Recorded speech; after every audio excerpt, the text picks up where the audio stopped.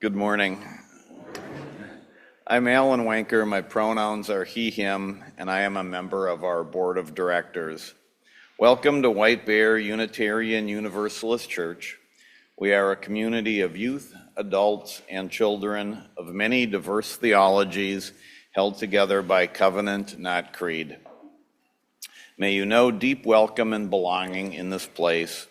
You are welcome here on this weekend where we gather to tell our stories, to tend to our spirits, to strengthen the bonds of community, and to continue to commit working for justice and equity. Welcome visitors. We are so glad you are here. If you are visiting with children, we do offer spiritual growth opportunities for our younger beloveds at the 11 a.m. service. At both services, we offer nursery care. As always, your children are also welcome to stay with you during the service. Let's take a moment and wave to those who are online as well. Welcome, Zoomers. We also send a warm welcome to our guest musician today, Jenny Kluken. Thank you for your gift of your music, Jenny.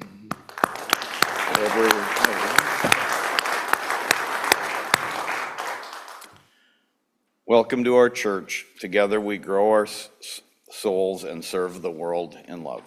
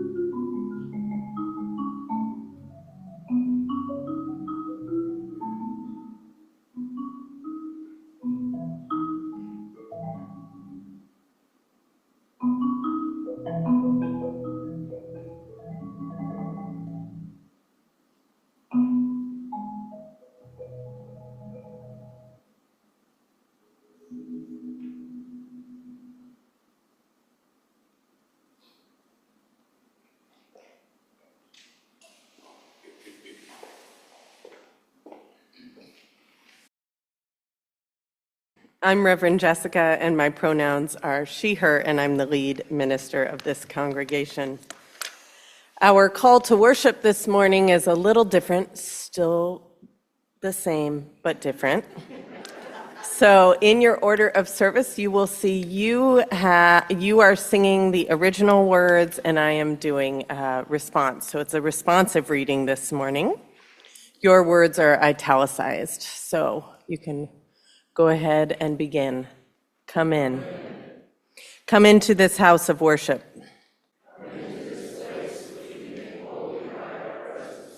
Where we give worth to the love that connects, strengthens, and supports.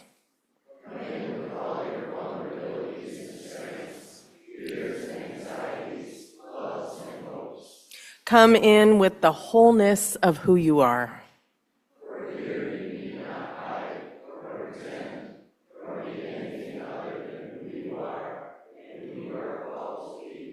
If you are trans, non-binary, undocumented, you are welcome here.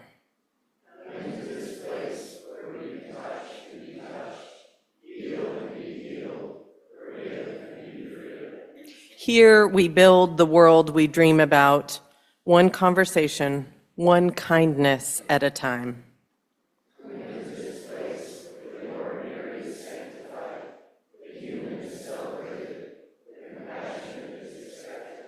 Here we gather to honor and name our values together.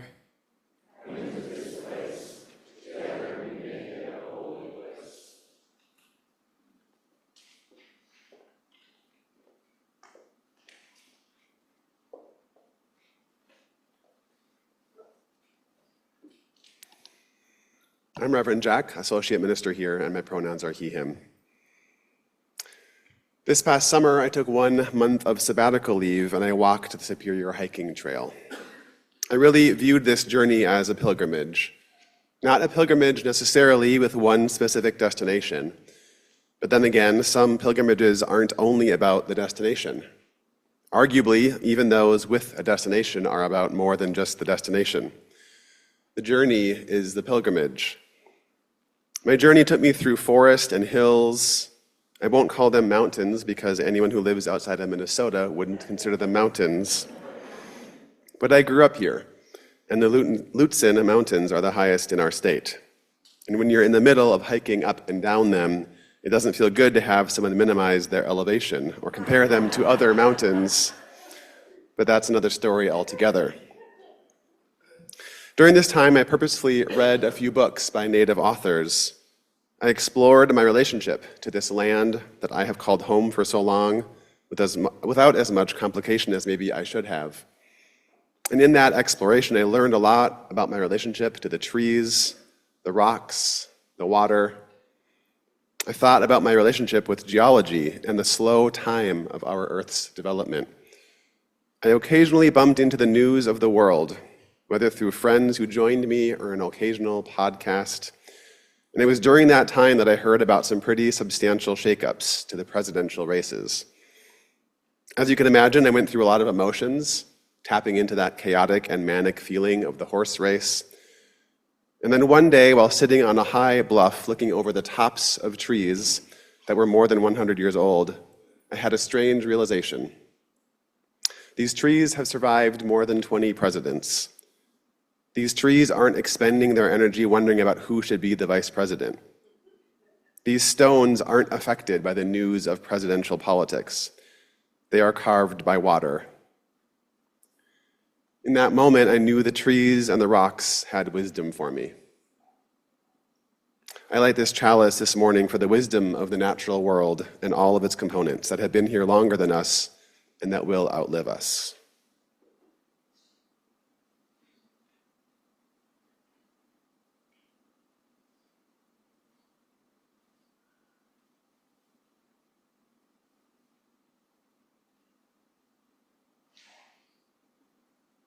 Please join me in the opening words.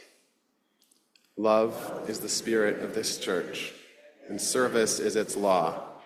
This is our great covenant, to dwell together in peace, to seek the truth in love, and to help one another.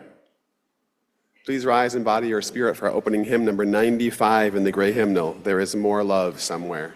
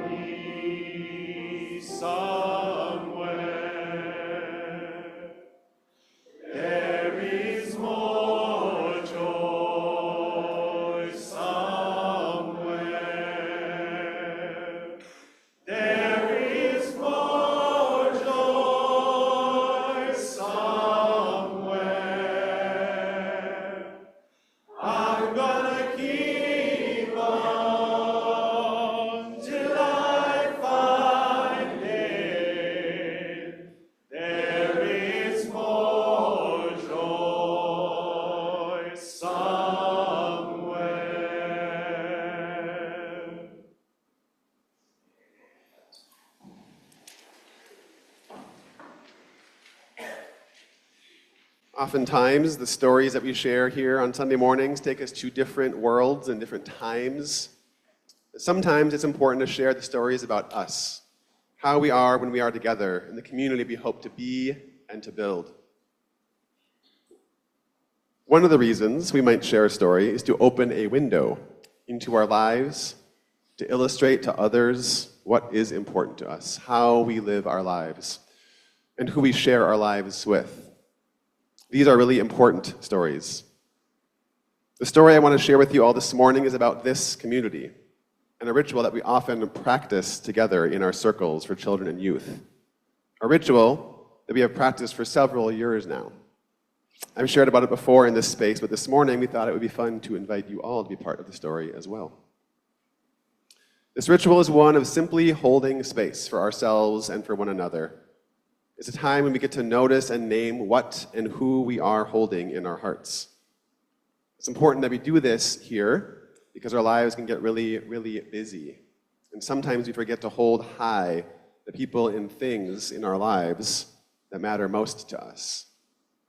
And when we name what and who we are holding in community, we get to share our stories. And we get to be witnesses to the stories of others. It's the best kind of storytelling. And so we begin by holding space, literal space, in the form of an altar, like this one here.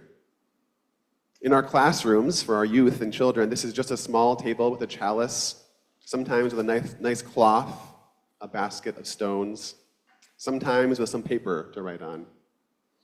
It doesn't have to be too fancy, just intentional space. Altars are spaces where we can add visual reminders of our stories, the beloveds in our lives, and calls to action. We begin by lighting a chalice, just like we did this morning. This helps us name that the space and time that we spend together is somehow different, that we have crossed a threshold into a time where we hold sacred space for one another. We then invite our children, youth, and adults who are facilitating these circles to grab a stone or a small object from the table or from somewhere in the room if they're participating online. To just hold it in their hands. Take a breath, we say. Feel its weight and its shape and imperfections. Take a breath and let your attention move from the weight that is in your hand to what it is that is in your heart. Who is it that you are holding in your heart? Whatever or whoever it is, just notice it and hold it. Then, when you are ready, we invite the children and youth and adults there to take the object in their hand and set it down, and we will hold it together. If they feel comfortable, they name out loud what it is they have been holding. Now this morning, because there are so very many things that you might be holding in your heart, we want to invite you to think right now just of who and what it is you are holding. Maybe a friend or a family member or pet. Maybe it is yourself that you are holding in your heart, because sometimes we need to hold ourselves with loving kindness too. Maybe you are holding this person because you are so happy for them, or maybe you are sad or worried for them, or maybe they just floated into your heart for no particular reason. You're just holding them. There are so many reasons we hold others in our hearts. This morning, right here in this basket, we have enough river stones for everyone here. And if you're home this morning, we invite you to find a stone near you, or something else of substantial weight, something of ancient wisdom. In a moment, I'm going to invite you forward to grab a stone and bring it back to your seat. I want you to feel the weight of the stone and think about how that stone was once part of a bigger rock formation here on this earth. Think about the process it underwent to come to you today. Many of these stones probably separated from their mother rock, possibly or most likely caused by water. The erosion of this particular stone at some point most likely brought it to a river where these stones were found. If you'd rather have a stone come to you, raise your hand, and Reverend Jessica will bring you one. Otherwise, please come forward now to grab a stone.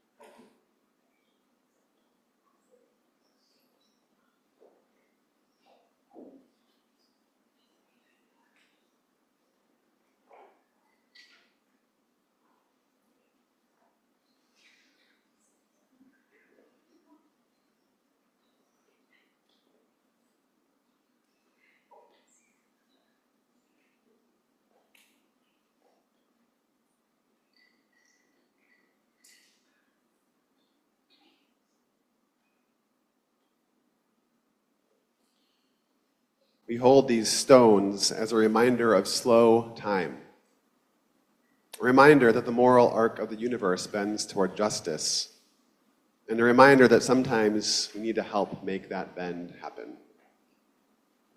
We remind ourselves that there are forces and patterns and cycles that rotate and repeat in their own time and on their own rhythm.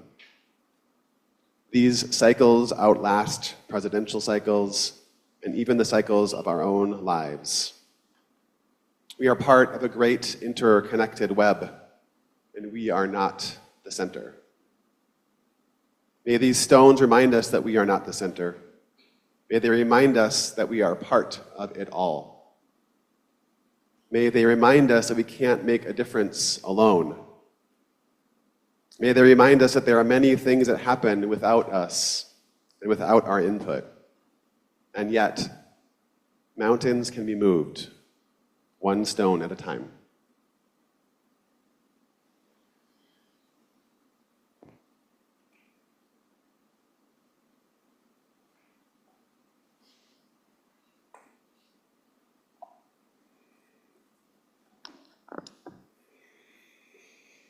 Please join me for a moment of prayer or meditation. Gathered as we are together here in this room, about 100 people with 43 households on Zoom. I encourage you to keep hold of the stone in your hand as we spend this moment together. And just as we encourage our children and youth today, take a breath, feel its weight and its shape and imperfections. Take a breath and let your attention move from the weight that is in your hand to what it is that is in your heart. Who is it and what is it that you are holding there?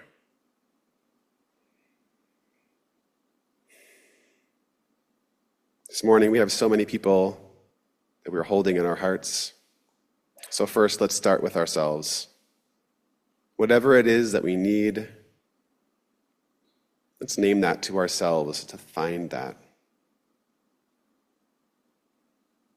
And then let's move to our inner circle, the people closest to us, spouses, children, parents, siblings, nibblings, grandparents, grandchildren.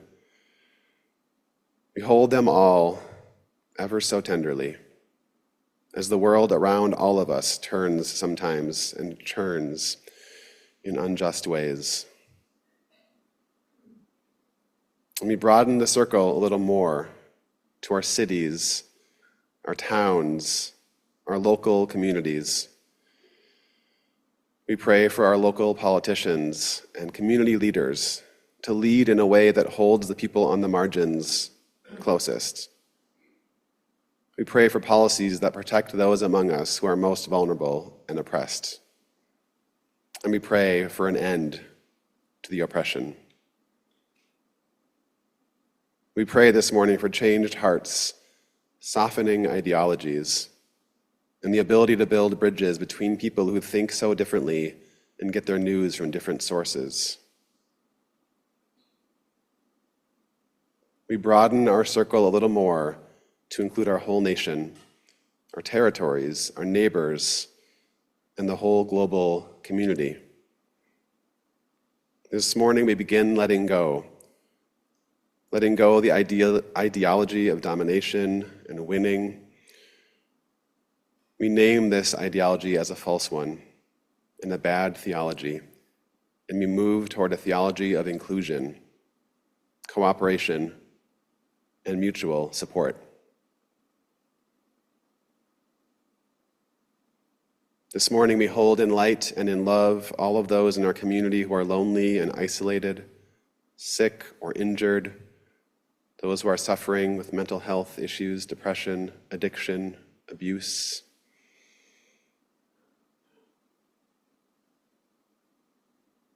We hold them all.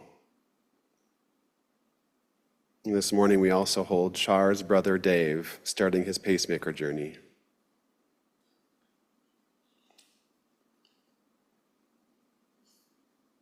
And now into this stillness and out of it, we name out loud all the people we're holding in love and in care.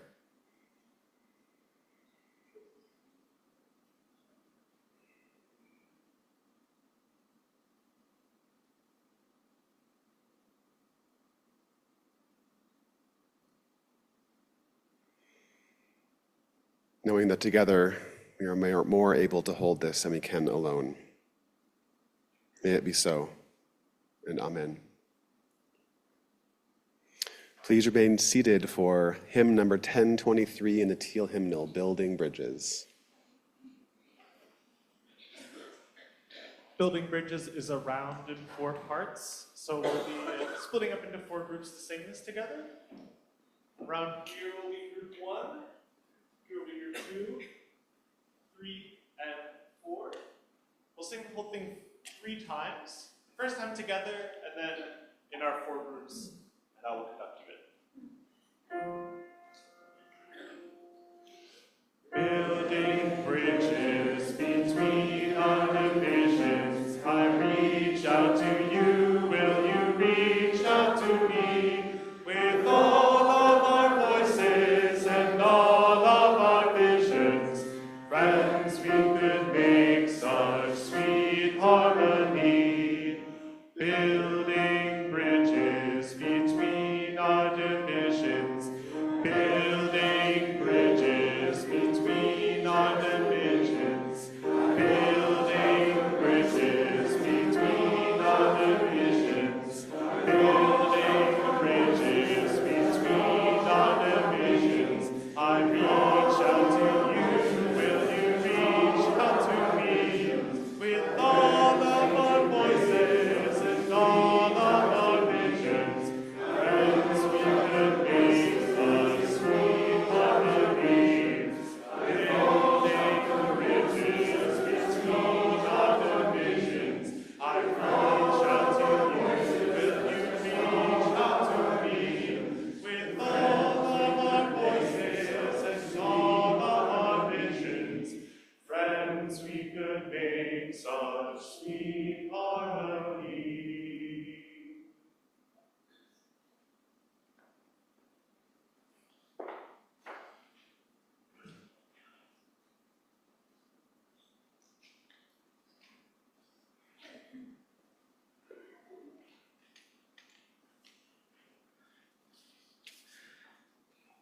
Now is the time when we make space for announcements and our offertory collection.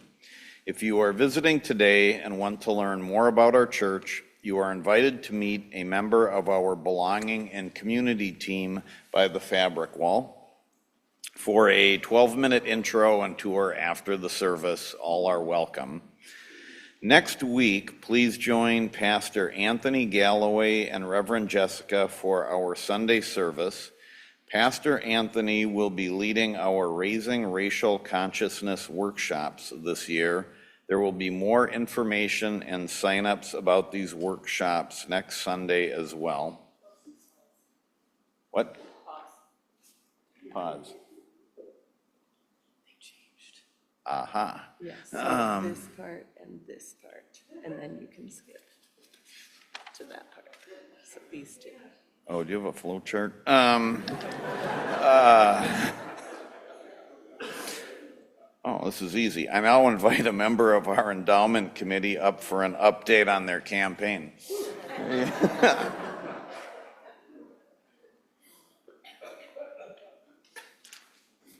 Good morning. I'm Jack Versteg. My pronouns are he, him. My grandchildren call me Bop. I'm here from the Endowment Committee with an exciting confirmation of the announcement that we have made our goal, and we will be contributing $400,000 into the endowment fund this year. That's $200,000 from you and $200,000 from an anonymous donor.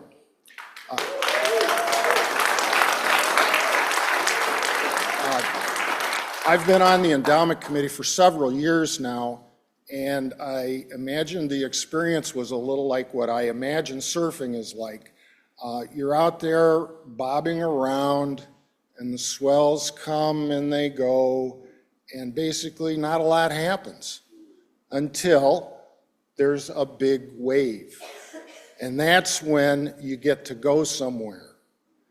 And that's what happened to the endowment committee and to this church in November with an anonymous donor. We caught a big wave. And now the endowment fund is in a position to begin to contribute to the financial integrity of the congregation and begin to bring money back in to perform the mission of the church. But wait, there is more. There is an additional $50,000 that's available if we meet the goal of 15 more families or people making a letter of intent, a commitment to contribute to the endowment fund in the future.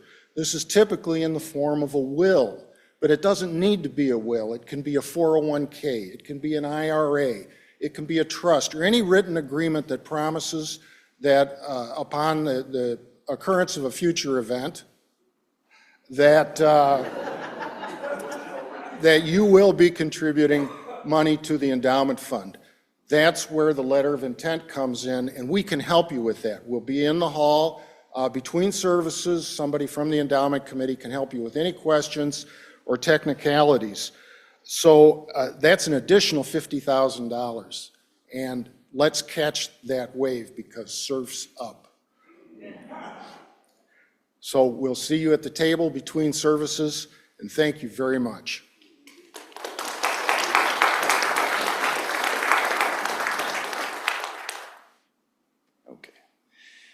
In community events, Music on Maple invites you to celebrate your Valentine at Jennifer Grimm's Sweetheart Show, February 15th at 7 p.m. Join 5 talented real-life couples and their unique brands of music and comedy for a fun, heartwarming, electric night of entertainment. Tickets are on sale now. The link is in the e-news.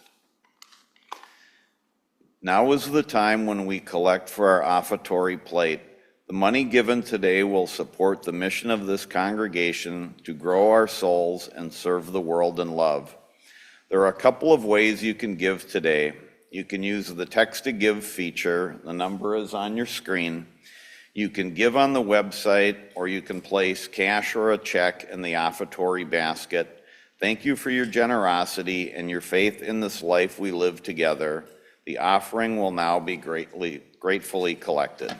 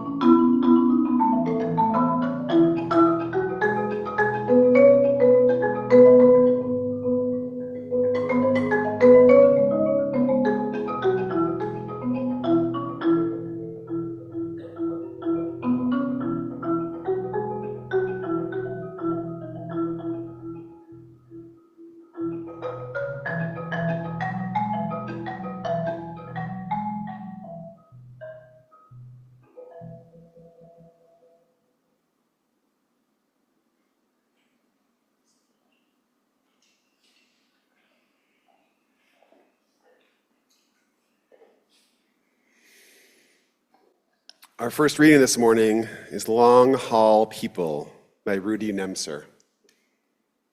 You find them in churches when you're lucky, other places too, though I mostly only know ecclesiastical varieties. Long haul people upon whose shoulders and pocketbooks and casseroles and daylight nighttime hours a church is built and maintained. After the brass is tarnished and cushions need restitching, they pay their pledges full and on time, even when the music is modern. Support each canvas, though the sermons aren't always short. Mow lawns and come to suppers. Teach Sunday school when there's no one else and they'll miss the service. Asked what they think of the minister or plans for the kitchen renovation or the choral anthem or Christmas pageant or color of the bathroom paint, they'll reply, individuals and fashions arrive and pass. The church, their church, will be here, steady and hale, for a long, long time. It will. For long haul people, bless a church with a very special blessing.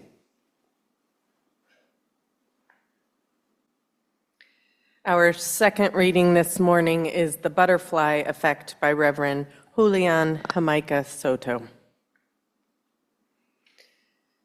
I wish the knowledge were easier to come by, that individualism is just a scam, that you are always the butterfly wings. You are always the storm.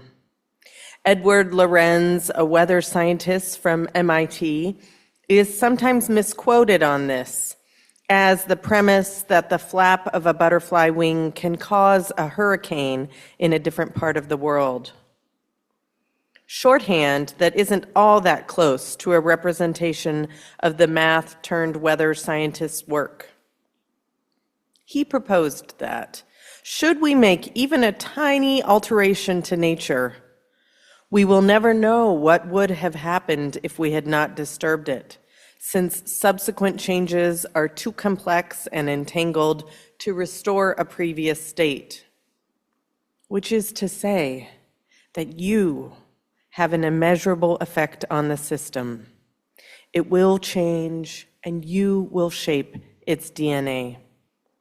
You must not believe the lying lie that you do not matter, that whatever change you can organize is so insufficient as to not be worth your time, your energy, your life force. You must be willing to dream a dream that carries forward your community. This is how we rise. This day is polluted with a mistrust of truth, fertile and warm medium for unchecked cruelty and power. You must choose to scream the truth until every leaf and stone bears unrepentant witness to what happens when you try to cage and smash, to pin and frame a butterfly and their thousands and thousands of fabulous, flamboyant friends.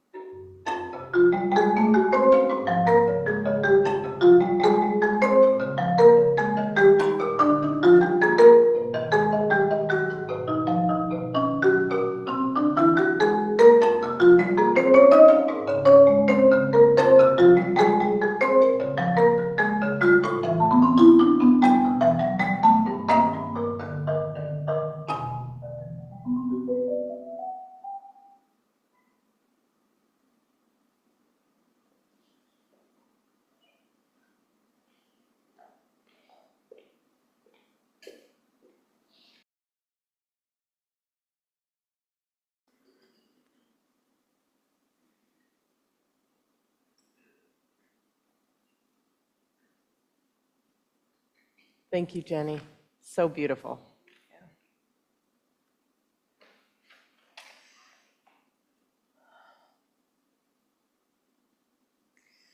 George Orwell's novel, 1984, which might have been on some of your minds this week, as it was mine, is set in a dystopian reality where the truth is dictated by people in power, the truth is dictated by propaganda, people are controlled and under constant surveillance.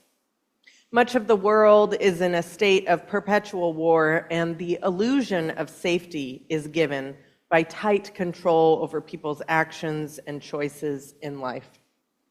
The protagonist, Winston Smith, works at the Ministry of Truth and dreams of revolution. This book details the ways that torture and trauma shape how we think and feel. And though George Orwell called it satire when it was published in 1949, he also admitted that he could foresee a world where it was the reality. Remember, in 1949, the world was still reeling from World War II and the Holocaust, a reality where millions of people were controlled and killed if they didn't comply. It had just happened. And remember, this didn't just happen in Germany. In the United States, from 1942 to 1946, Japanese American people were pulled from their lives, lost their homes, businesses, and families. 120,000 Japanese Americans were forcibly removed from their homes and unjustly incarcerated in internment camps for a war they didn't cause just because of part of their heritage. There's a word in Japanese, gaman, that means persevere, or the ability to endure the seemingly unbearable with patience and dignity. So this word became a center in these internment camps. It was uttered from their lips daily. Gaman was a meditation. And I'm going to remind you what it means again, the ability to endure the seemingly unbearable with patience and dignity. It was uttered from their lips as they made art, as they made their lives in these camps, as they tried to figure out some kind of normal and still go towards beauty and connection in the midst of the trauma. As I made my way through this past week, feeling a heightened sense of anxiety and feeling my trauma responses kicking in, I kept trying to get that balcony view. I kept trying to put this in perspective, to try to create a reality, to try to create a narrative in my head whereby I was not in this constant state of anxiety and trauma response for the next 4 years.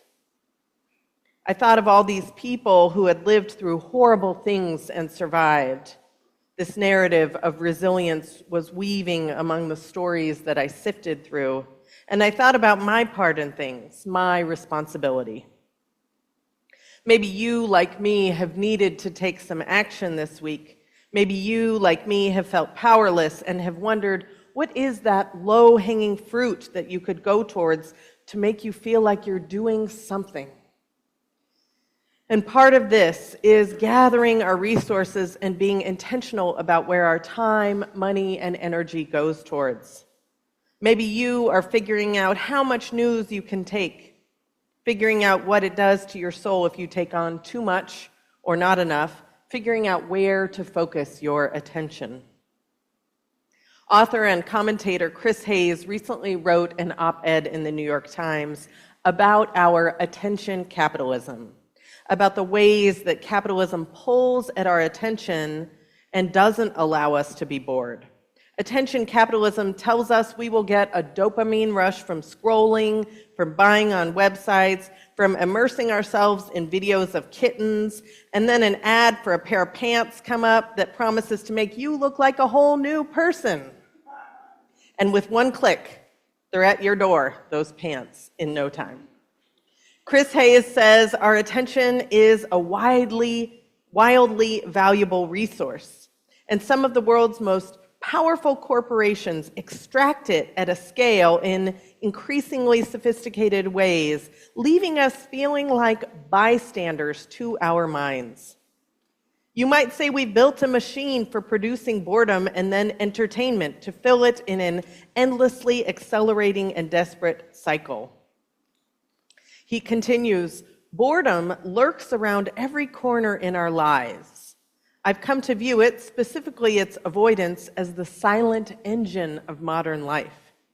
Attention, where we put our conscious thoughts in any given moment, is the substance of life.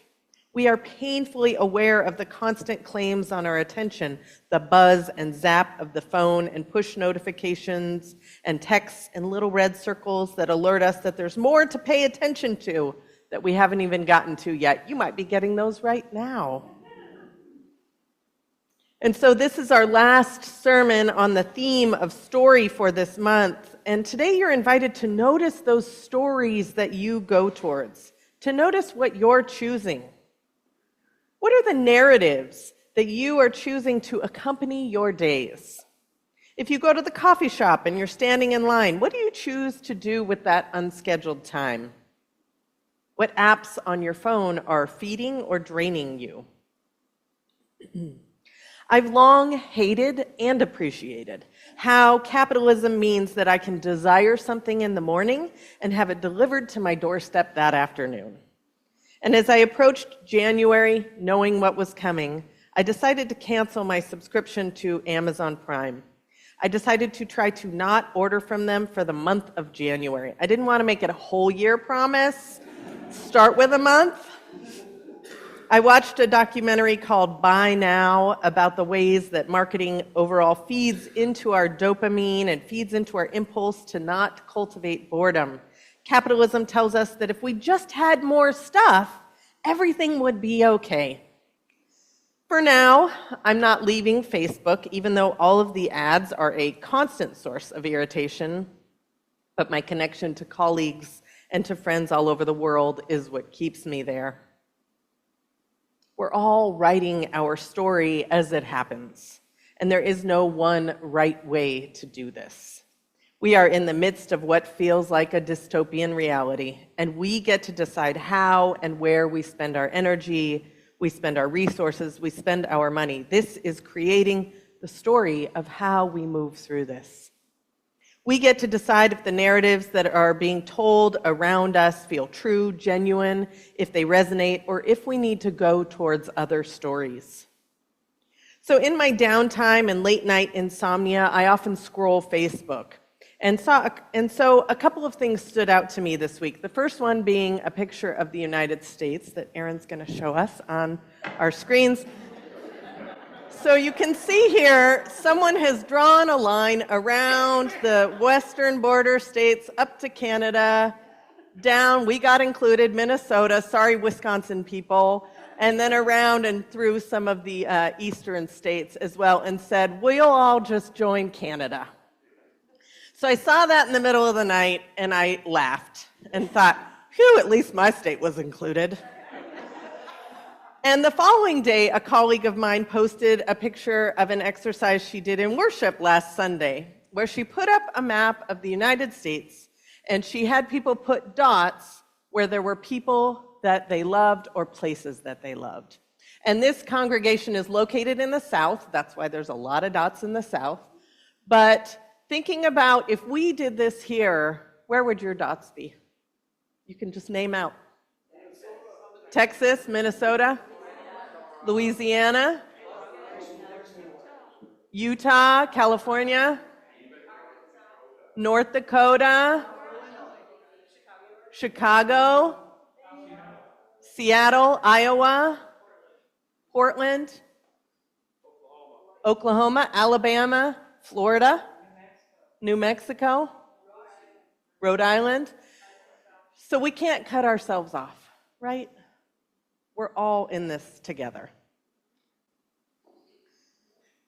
This exercise that she did was countering this narrative that we are better if we allow some states to just go on their own. Because that impulse has been strong in me, let me tell you. But this exercise reminds us that we are all connected, and that love, that thread of love, connects us all. We can get so lost in our anger and our righteous rage, which is very righteous, that we forget our expansiveness, we forget our resilience, we forget our gaman, our ability to endure. So I'm here today to remind you of that. So in the real life year, 1984, Ronald Reagan was elected to his second term in a landslide, with only a couple of states going for Walter Mondale, Minnesota being one of them. You know, he was from here. And additionally that year, a comic was created by Marvel, Transformers. Shout out to all the Gen Xers right now who are hearing the theme song to the cartoon in your head. It was very catchy. So the main villain in the Transformers was called the Megatron. Now, this Megatron was part of a group called the Decepticons. Are you staying with me here? I know you're all going, where is she going? Stay with me. So the Decepticons' goal was conquering their world and universal domination. And the Transformer who fights Megatron and the Decepticon is known as Optimus Prime. He is the voice of morality. He is a sentient being with strong moral values, because these are robots. So in the book, so we're going to put a pause on Transformers. In the book, 1984, Winston, who dreamt of revolution, is captured and tortured. He ends up betraying the people he cares about and joining Big Brother in the end. In Transformers, Optimus Prime wins in the end after many battles. So we don't know how this dystopian reality we are living in right now currently ends. But what we do know is we get to choose what stories we go towards, what we spend our attention on, how we use our resources in this time. We get to choose. A meditation teacher of mine once said, anytime I have a choice to make, I think to myself, will this lead to my own liberation or not? Therefore, today, January 26, 2025, in the midst of the harm that is continuing, that is happening, remember, each of us still have choices. Remember that we will get through this, not unchanged, not without harm, but we will get through this together. Chris Hayes says, you can't busy yourself out of boredom or amuse yourself out of it. Neither work nor constant entertainment provides a solution. The problem we face is existential and spiritual, not situational. We cannot escape our own mind. It follows us wherever we go. We can't outrun the treadmill. Our only hope at peace is to force ourselves to step off whenever we can, to learn again to be still. I know that I am a broken record on this, but our spiritual practices help us to take that balcony view. They help us to make space for stillness, make space to remember our own deep truth. They help us to notice where our attention is and bring it back to a greater truth with gentleness and ease, and remind us of that thread of love that weaves within and among us all. Therefore, as I slogged my way through this horrible week, what a delight I had at watching Episcopal Bishop Marion Buddy preach Jesus' message from the Canterbury pulpit. I was so nervous watching her do that great act of resistance, doing that act of speaking the truth with kindness and clarity, of speaking truth to power, of using her pulpit for good. I read a news article after the fact where she said that she was inspired by Howard Thurman speaking of the sound of the genuine. In his 1980 commencement address at Spelman College, he said, "There's something in every one of you that waits, listens for the sound of the genuine in yourself. You are the only you that has ever lived. Your idiom is the only idiom of its kind in all of existence, and if you cannot hear the sound of the genuine in you, you will all of your life spend your days on the ends of strings that someone else pulls." She was speaking of the sound of the genuine for all who couldn't in that moment. Today, as we move through this time, I invite you to think of a word or a phrase that embodies the sound of the genuine within you. What is going to be your anchor? This week, one morning, I was so distressed with the news and brokenhearted, thinking of some of you whose identity was being questioned by the powers that be, and my heart was hurting. Nori went into my room, my daughter's name is Nori, and picked up a stone that had the word Gaman inscribed on it. A family member gave me this stone from the Japanese American Museum when I was going through a time of great heartbreak, and it sits on my altar at home to remind me. Gaman is the sound of the genuine for me, the ability to endure the seemingly unbearable with patience and dignity. So I invite you to think of what is the sound of the genuine for you. What is the word or phrase that will anchor you during this time? You already came up and got stones during our meditation, and if you still need one, Jack can pass one out among you. You will find markers kind of every other pew, and you're invited to write your word or maybe the first letter of it, because some of the stones are kind of small, on your stone. Write your word down and let it be an anchor. And when you write it down, please pass the markers out among you as well so that other people can use them as well. We'll now spend a moment or two in silence as we think of the sound that is genuine, as we ground ourselves in the word or the phrase that is genuine.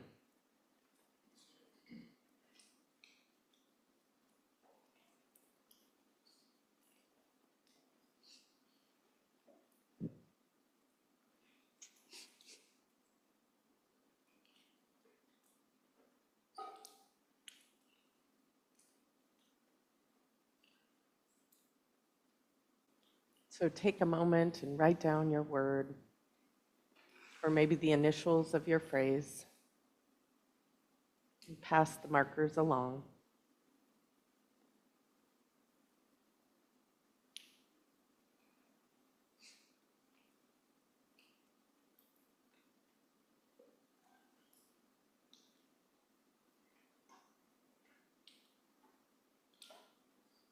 And now, as you are, feel free to keep writing and keep passing the markers along. If you're watching online, I invite you to place your word or your phrase in the chat box. And Jack is going to walk around with a microphone, and we would love to hear just the word. We don't need a long description of it, just your words or your phrase. If you want to raise your hand and share, what is the sound of the genuine in you? What is your anchor? Breathe. Money to candidates running in special elections. It's a lot to put on a stone, Dick. Reason. Friends.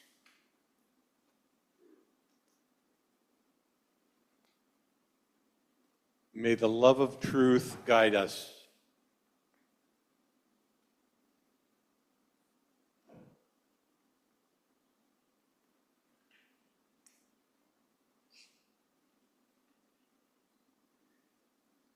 I'll be dead soon. What was the word? I'll be dead soon. You'll be, oh gosh. Gundawa. It means discover in Swahili. Sorry, can you say it again? Gundawa.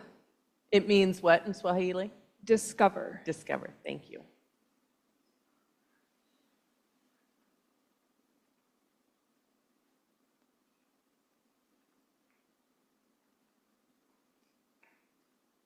Resilience. Do not obey in advance. Some of our words online are: you can lead a horse to water, but you can't make them drink. Attention, patience. Love. Resist. Enthusiasm with listening. Patience. Empathy. Earth. Liberate. Courage. Evolution. This too shall change. Sisu. It's a Finnish word, means perseverance and strength. Carry on. Grace.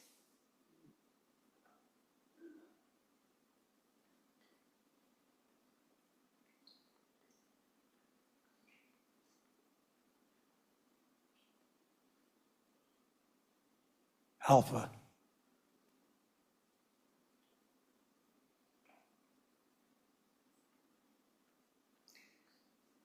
So I invite you to place, oh, we have one more, sorry.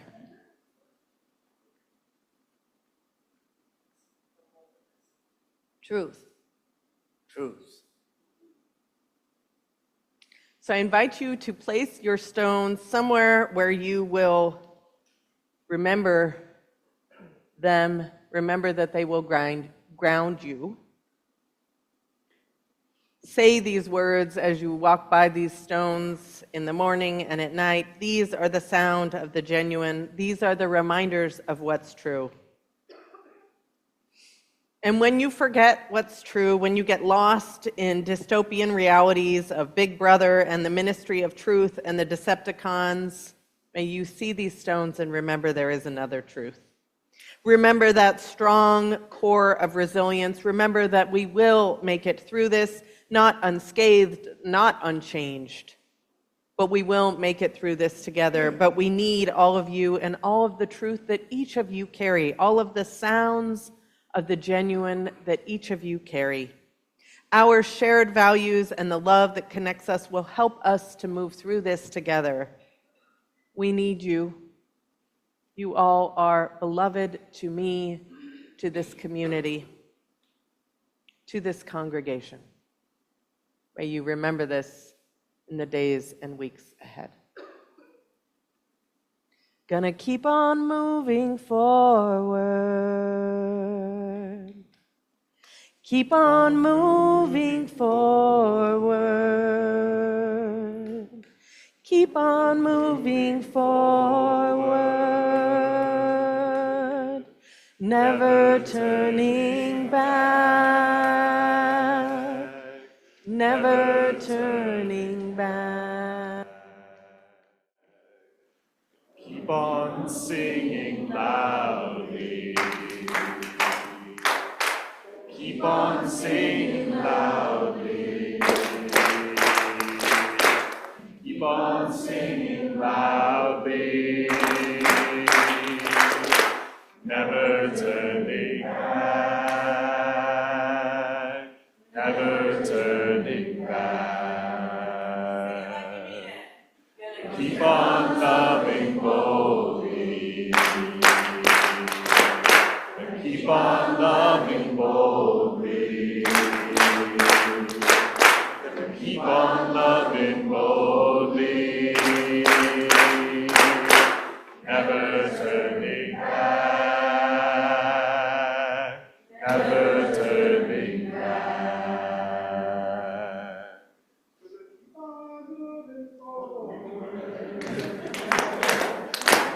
Gonna keep on moving forward. Gonna keep on moving forward. Never turning back. Never turning back.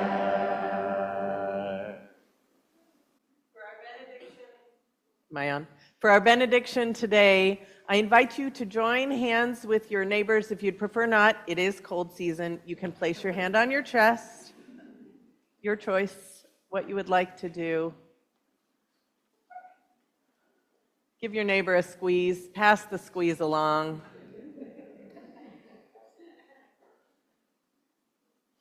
Remember, we have a choice in the stories that we go towards.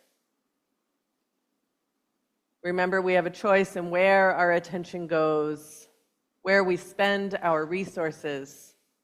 In the midst of all that tells us we are powerless, we are not. May you remember the sound of the genuine within you and remind others of it when they forget. Amen, and blessed be. Please be seated for our postlude.